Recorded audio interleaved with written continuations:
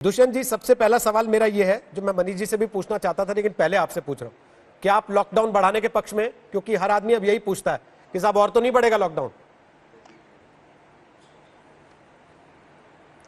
रोहित जी, आज की जो स्थिति है, मैं मानता हूँ हरियाणा ने बड़े कंट्रोल्ड तरीके से इसको लड़ा भी है कोरोना की महामारी से। हमारे रिकवरी रेट भी अबव 65% है।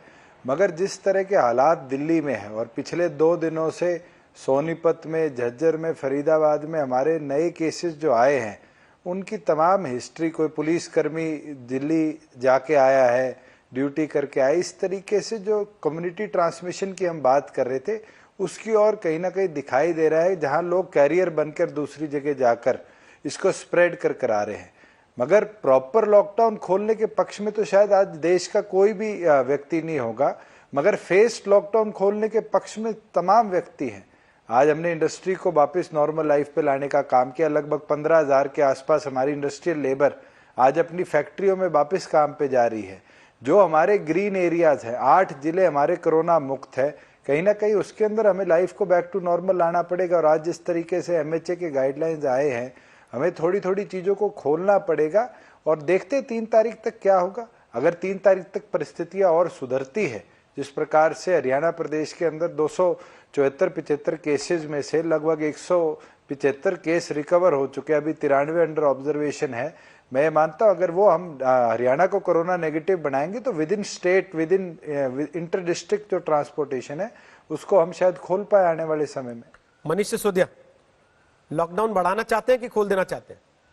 देखिए, 3 तारीख के बाद क्या होगा इसको अभी से आकलन करना मुझे लगता है ठीक नहीं है, क्योंकि 3 तारीख तक बहुत कुछ अच्छा भी हो सकता है और फिर हो सकता है बिल्कुल जरूरत ना पड़े या स्टैगर्ड तरीके से खोलने की जरूरत पड़े। आज आप मुझसे पूछें कि आज लॉकडाउन खत्म करना है, आज तो स्थितियां नहीं है, लेकिन 3 तारीख को खत्म करना होगा कि नहीं होगा, ये शायद 1 या 2 तारीख की जो केसेस होंगे, जो कंटेनमेंट जोन होंगे दिल्ली में, उन सब की स्थिति को देख के ही रोहित कुछ कहा जा सकेगा। आज कहना ठीक नहीं है। गृह मंत्रालय ने कल गाइडलाइन दे दी कुछ इलाकों को, कुछ दुकानों को, कुछ बाजारों को खोलने की। बहुत कंफ्यूजन रहा उसकी वजह से। क्या आप लोगों ने क्लैरिफाई किया है अपने इलाकों में लोगों को कि क्या खोल सकते हैं क्या नहीं? नहीं, उसका हमारे ऑफिसर्स सारा रिव्यू कर रहे हैं एक एक चीज का। गृह मंत्रालय की काफी सारी गाइडलाइंस आई हैं और दिल्ली में जो भी हमने स्टेप्स उठाए हैं वो सब के सब गृह मंत्रालय के आदेश पे ही उठाए हैं। लॉकडाउन से संबंधित हो या मार्केट्स के बारे में हो, एसेंशियल आइटम्स के बारे में हो, ये सब के सब गृह मंत्रालय के आदेश पे ही हुआ है, भारत सरकार के आदेश पे ही हुआ है। तो भारत सरकार के आदेश को कहाँ किस रूप में लागू करना है, इस पर अभी इस वक्त जब हम बात कर रहे हैं, हमारे ऑफिसर्स इस पे सारी चर्चा कर रहे हैं और हो सकता है शाम तक कुछ इस बारे में अनाउंसमेंट करें या कोई उसके एनालिसिस करके दें। तो ये अभी तय नहीं हुआ दिल्ली में क्या खुल सकता है क्या नहीं? गृह मंत्रालय का, भारत सरकार का जो आकलन है वो कोई अलग नहीं है। जो हमने डेटा दिया है उसी के बेस पे है, या उनका अपना डेटा, हमारा डेटा सब एक ही है, उसके बेस पे ही है। तो जो भी डिसीजन होगा भारत सरकार से बात करके भारत सरकार पे ही होगा। लेकिन एग्जैक्टली अभी मेरे लिए कुछ मैं कहने की स्थिति में नहीं हूं। जो भी अनाउंसमेंट होगी, जो भी आपको निर्णय होंगे वो आपको अवगत करा दिए जाएंगे थोड़ी देर में। दुष्यंत जी, क्या खुलेगा क्या नहीं हरियाणा तय कर पाया अभी तक? रोहित जी, जहां बात हम दिल्ली की सुन रहे हैं या और प्रदेशों की सुन रहे हैं, it can not be one fits all. आप प्रति एक चीज तमाम राज्यों के साथ नहीं कर सकते। कई ऐसे राज्य हैं जो बहुत ज़्यादा इफेक्टेड है कोरोना से। आप महाराष्ट्र की हालात को, गुजरात के हालात को हरियाणा से कंपेयर नहीं कर सकते। मगर बिल्कुल जो आम जनजीवन के अंदर इस्तेमाल होने वाली चीज़ें हैं, जो नॉन एसेंशियल है, हमें उनको खोलना पड़ेगा। बिल्कुल एक क्लैरिफिकेशन गृह मंत्रालय की तरफ से आ गई कि बार्बर शॉप्स और इस तरह की दुकानें नहीं खुलेगी, उन पे प्रतिबंध लगा हुआ है। पर हमारी ओर से first come first serve basis पे जो हमारा एक ऑनलाइन पोर्टल है उसके ऊपर अप्लाई करता है, उसको हम फेज्ड मैनर में खोलने का काम कर रहे हैं। इन सेटू अगर कोई प्रोडक्शन करता है, इन सेटू अगर कोई कंस्ट्रक्शन करता है, उस तरह की इंडस्ट्री को या कंस्ट्रक्शन साइट को हम खोलने की परमिशन दे रहे हैं, क्योंकि वो लोग अपने आप से पिछले 31-32 दिन से एक आइसोलेटेड एनवायरनमेंट के अंदर है।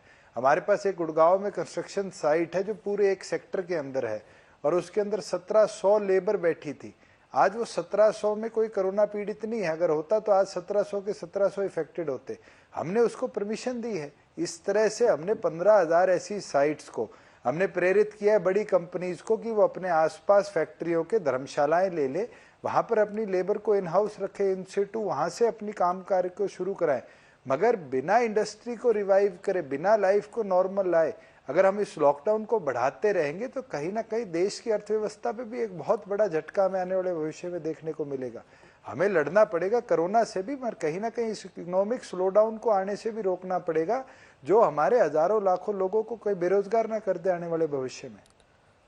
आप आबकारी मंत्री भी हैं, एक्साइज मिनिस्टर, आपके पड़ोसी राज्य पंजाब की तरफ से ये फीलर्स हैं कि कम से कम लिकर शॉप्स को, शराब की दुकानों को खोल देना चाहिए, राज्य की अर्थव्यवस्था पे बड़ा असर पड़ रहा है।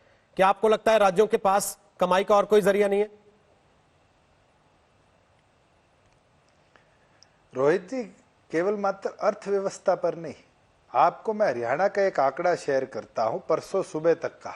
हरियाणा प्रदेश के अंदर लगभग 1300 के आसपास एफआईआर दर्ज हुई है, जिसमें 1,80,000 बोतलें इलीगल और लीगल जो परमिटेड शराब थी उसकी पाई गई।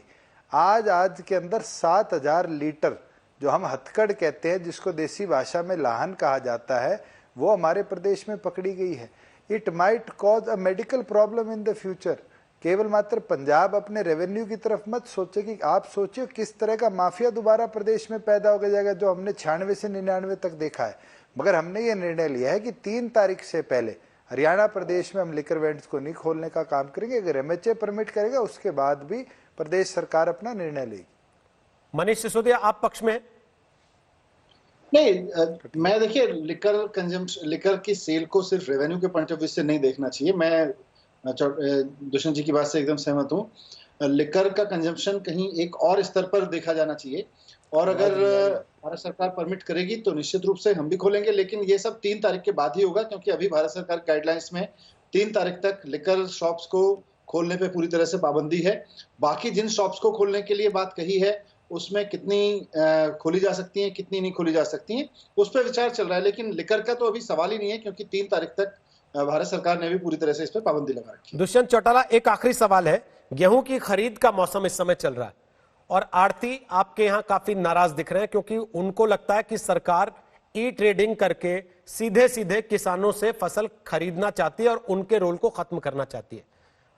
लॉकडाउन में आपकी सरकार नई व्यवस्था बनाने पर जोर क्यों दे रही है?